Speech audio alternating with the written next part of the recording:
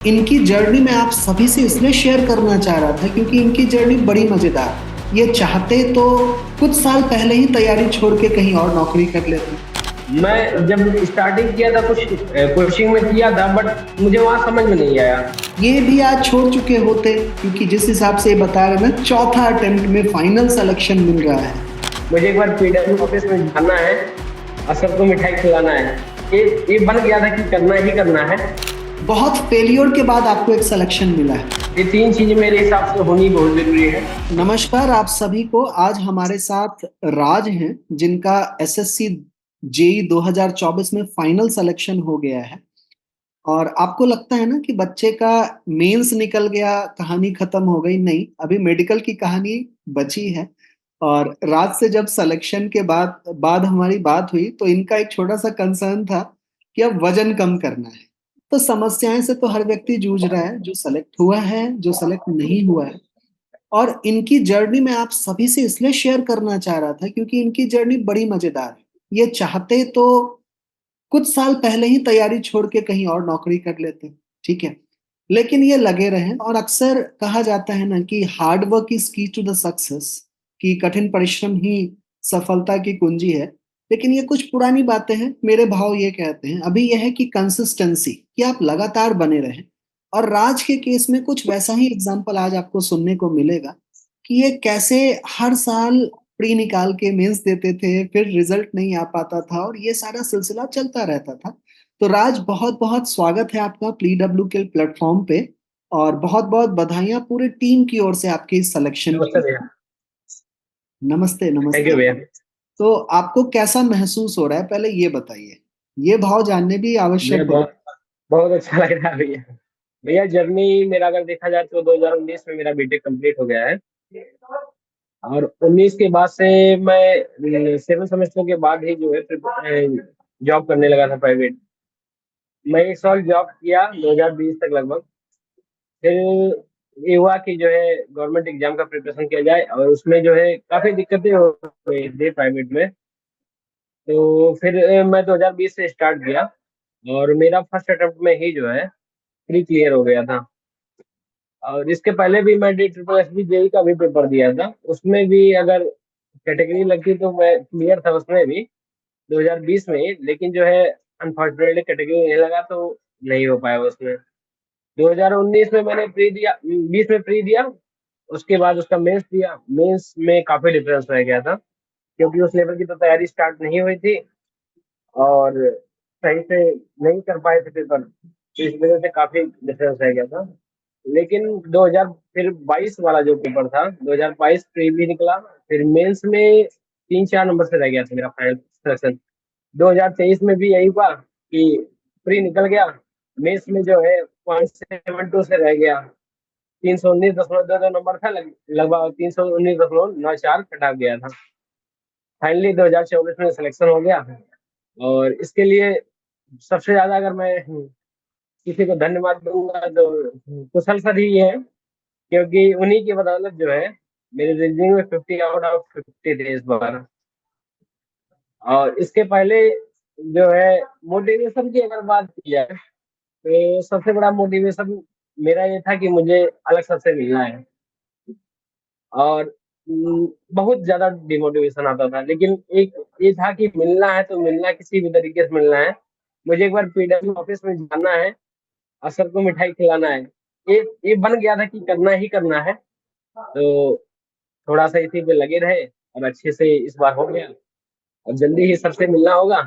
तो आप लोगों ने राज की जर्नी सुनी, बड़ी ही शानदार सी जर्नी है और बहुत कुछ सीखने के लिए है। और एक बात बड़ी अच्छी इन्होंने कही कि आप चार चीजों के बारे में सोचेंगे ना तो एक भी नहीं हो पाएगा। एक कहावत भी है ना कि विकल्प आपके संकल्प को कमजोर कर देता है। और कुछ वैसा था, ये डिटरमाइंड रहे हैं। 2019 के पास आउट हैं, आप सोचिए जरा, आज 2025 है, तकरीबन 5 से 6 वर्ष लग गए। और इनका जो सिलेक्शन का मूल मंत्र जो मुझे समझ में आया, ये नहीं है कि रीजनिंग में 50 आ गया, पेपर तो ओवरऑल होता है।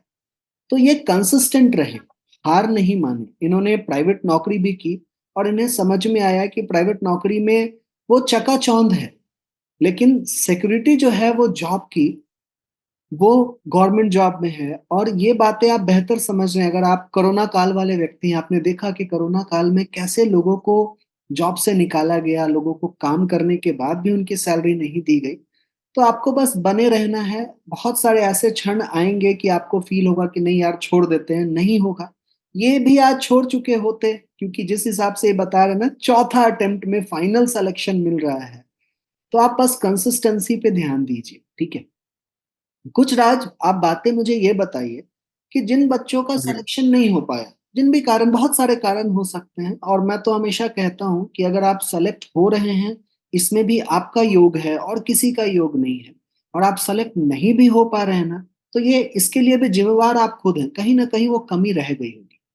तो कुछ ऐसे स्फेयर जिस पे यूजुअली कैंडिडेट्स ध्यान नहीं देते हैं कि इन चीज़ों को ध्यान देना चाहिए, तो सिलेक्शन निश्चित हो जाएगा। वैसे आपका क्या सूझबूझ कहता है? आपने क्या परखा? क्योंकि बहुत फेल्योर के बाद आपको एक सिलेक्शन मिला है, और कहा जाता है कि कोई चीज़ बहुत प्रयास के बाद मिले ना, तो उसकी भूमिका और अहम भूमिका हमें समझ में आती है। तो वो क्या की भैया कुछ चीजें हैं सिलेक्शन के लिए जो नेसेसरी है। आप उसमें जो है देख सकते हैं कि आपका एक जो गाइडेंस होना चाहिए वो बहुत अच्छा होना चाहिए। आप ऐसा तो नहीं है कुछ भी पढ़ रहे हैं, क्योंकि कुछ भी पढ़ने से सिलेक्शन नहीं होता है। एक अच्छा गाइडेंस होना चाहिए, और जो है एक हार्डवर्क आपको बहुत ज्यादा करना जरूरी होगा, क्योंकि बिना हार्डवर्क के तो नहीं होगा। और कंसिस्टेंट रहना बहुत जरूरी है। ये तीन चीजें मेरे हिसाब से होनी बहुत जरूरी है, जिससे कि आप सिलेक्शन किसी किसी भी फील्ड में, आप ये केवल एक इंजीनियरिंग फील्ड में नहीं, आप किसी भी फील्ड में सिलेक्शन के लिए ये तीनों चीज होनी जरूरी है। बाकी आपका जो सिलेक्शन निर्धारित करता है आपके हार्डवर्क पे और टीचर के गाइडेंस पे। आपको अच्छा टीचर मिल गया तो अच्छे से गाइड कर देगा। मैं जब स्टार्टिंग किया था कुछ कोचिंग में किया था, बट मुझे वहां समझ में नहीं आया, क्योंकि मुझे नहीं लग रहा था कि वो जो है एक लेवल वो मेंटेन कर रहे हैं कि किसी कंपटीशन को आप बीट कर सकते हैं। तो मैं खुद सेल्फ से किया, लेकिन फिर समझ में आया कि नहीं, इससे तो नहीं होगा, कुछ अलग करना पड़ेगा। उस समय जो है कोरोना के टाइम के बाद से थोड़ा सा मैं देखने लगा कि ऑनलाइन क्या किया जा सकता है। तो मैं पीडब्ल्यू का बैच लिया, अशोका बैच डी में था मैं। वहां से मैंने बहुत अच्छा गाइडेंस मुझे मुझे मिला, खासकर सिमरन मैम जो है। और यशवंत सर तो सॉइल और स्टील बहुत अच्छा पढ़ाते हैं। और सिमरन मैम ट्रांसपोर्टेशन हो गया, सर्वे हो गया। अपने कुशल सर हैं जो रीजनिंग के मास्टर है। आपको रीजनिंग अगर कुछ भी करना हो किसी भी चीज का, तो आप इनको फॉलो कर लीजिए, आपको रीजनिंग में कोई दिक्कत नहीं होगी। बाकी जो है पाठक सर है, पाठक सर भी बहुत अच्छा पढ़ाते हैं, बीएमसी पढ़ाते हैं, आरसीसी पढ़ाते हैं। और जो है estimation estimation Shubham sir, Shubham Dadhich sir पढ़ाते हैं एस्टिमेशन। उनका भी बहुत अच्छा है एस्टिमेशन। आप वहां से पढ़ सकते हैं। मतलब आपको ओवरऑल सब्जेक्ट का जो भी है, सब्जेक्ट का आपको डाटा होना चाहिए, क्या मुझे पढ़ना है किस एग्जाम के लिए और क्या छोड़ना है किस एग्जाम के लिए। क्योंकि मान लीजिए आप एसएससी जेई की तैयारी कर रहे हैं और आप सीपीएम पढ़ रहे हैं, तो कोई मतलब नहीं है उसका, क्योंकि वहां से आना नहीं। सबसे ज्यादा अगर धन्यवाद दूंगा तो कुशल सर का दूंगा, यशवंत सर को दूंगा, और सिमरन मैम को और पाठक सर को। इनकी वजह से मेरा सिलेक्शन हुआ है, और एक मोटिवेशन मिला कि हाँ कुछ करना है लाइफ में। इस पीरियड, मतलब प्रिपरेशन फेज में बहुत सारे जो आते फेज आते हैं इस पूरे जर्नी में। आप कभी इतना ज्यादा डिमोटिवेट हो जाएंगे कि आपसे कुछ नहीं लगेगा कि मैं यार, मैं तो बेकार हूँ, कुछ नहीं हो पा रहा है मेरे से। कभी लगेगा यार मैं ही सब कुछ हूँ। तो ये फीलिंग चलते रहते हैं। आपको इसमें जो है ज्यादा सोचना नहीं है, आपको कंटिन्यूअस लगे रहना है। और जैसे मेरे साथ जो प्रॉब्लम स्टार्टिंग में हुई कि मैं टेक्निकल और नॉन टेक्निकल दोनों देख रहा था। बाद में जब मैं उसे चेंज किया कि नहीं, टेक्निकल भी देखता हूँ मैं, क्योंकि कहा गया है एक साधे सब सधे, सब साधे सब जाए। मतलब इसका हुआ कि अगर आप एक पे ध्यान दे रहे हैं तो सब हो जाएगा धीरे धीरे, लेकिन अगर सब एक साथ ध्यान देंगे, सब पर एक साथ ध्यान देंगे, तब जो है सब कुछ छूट जाएगा। इसलिए जो है ये समझ में आया कि जो है टेक्निकल ये करना चाहिए। बाकी बहुत बहुत धन्यवाद कुशल सर का, जो इस प्लेटफॉर्म में बोलने का मौका मिला मुझे। ये आपकी मेहनत है, और वैसे हमारा अशोका बैच नो डाउट बहुत अच्छा है। मेरा एक सवाल है आपसे राज, कि जी जी। 2024 में 5 वर्षों बाद रेलवे का भी एग्जामिनेशन हुआ और जी आपने एसएससी जेई भी क्लियर कर लिया है, आरआरबी जेई भी आप मीन्स डेफिनेटली है कि आप क्लियर करेंगे, क्योंकि एक बार जब सिलेक्शन होना शुरू होता है तो बहुत सारी जगहों पे सिलेक्शन हो जाता है। तो क्या जी। फिर एसएससी जेई 2025 और आरआरबी जेई 2025 की तैयारी एक साथ की जा सकती है, क्योंकि आपने 2024 में की है। भैया आराम से की जा सकती है, कोई दिक्कत नहीं है। अगर मेरे एसएससी में देखे जाए तो ठीक है, मुझे बीआरओ डिपार्टमेंट मिला है, लेकिन आप मेरे आप आरआरबी में देखा जाए, आप अपने आरआरबी। लेवल को मत रखिए। मैं कह रहा हूं कि आप तो एक लंबे समय से तैयारी कर रहे हैं। वो बच्चा जी भैया। जिसको 2025 में पहली बार मौका मिलेगा एसएससी जेई 2025 देने का, वो मतलब पास आउट होने वाला है, या फिर जो शायद 2 वर्ष पहले पास हो चुका है वो पहली बार तैयारी कर रहा है, तो मेरा सवाल है कि क्या एसएससी जेई और आरआरबी जेई एक साथ तैयारी करके बच्चा क्लियर कर सकता है दोनों एग्जाम को? ये पॉसिबल है भैया, क्योंकि जो है अगर दूसरा पेपर देखा जाए आरआरबी जेई का, पूरा टेक्निकल, मतलब टेक्निकल है, लगभग 2/3 टेक्निकल है और 1/3 जो नॉन टेक्निकल है। तो आपको एसएससी में भी नॉन टेक्निकल करना पड़ेगा और आरआरबी में भी नॉन टेक्निकल करना पड़ेगा। जो आपको एक्स्ट्रा पोर्शन है वो केवल आपका जो है थोड़ा सा मैथ पड़ेगा।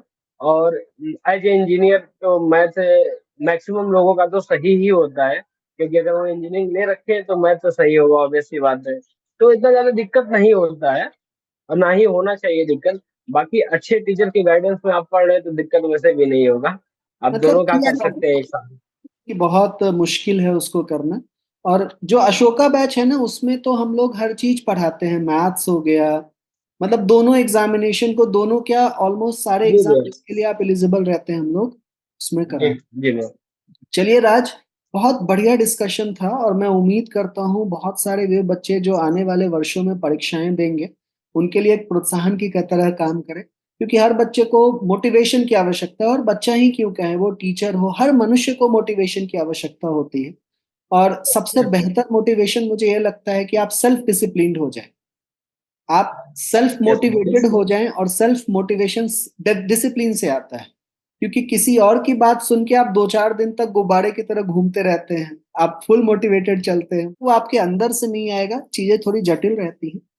तो बढ़िया है, 2025 को सारे बच्चे जो एग्जामिनेशन देंगे उनके लिए मंगलमय हो। आप एसएससी जेई और आरआरबी जेई दोनों को एक साथ क्लियर करने की कोशिश करें, तैयारी करें, और यह निश्चित है आपकी तैयारी अच्छी होगी तो सफलता तो मिलेगी ही मिलेगी। बहुत बहुत धन्यवाद जी भैया। राज, आपने अपना कीमती समय निकाला और अपनी जर्नी को हमारे साथ शेयर किया।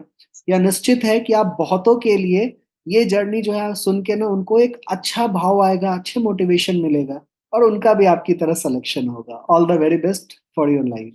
थैंक यू सो मच भैया। Okay, thank you Raj.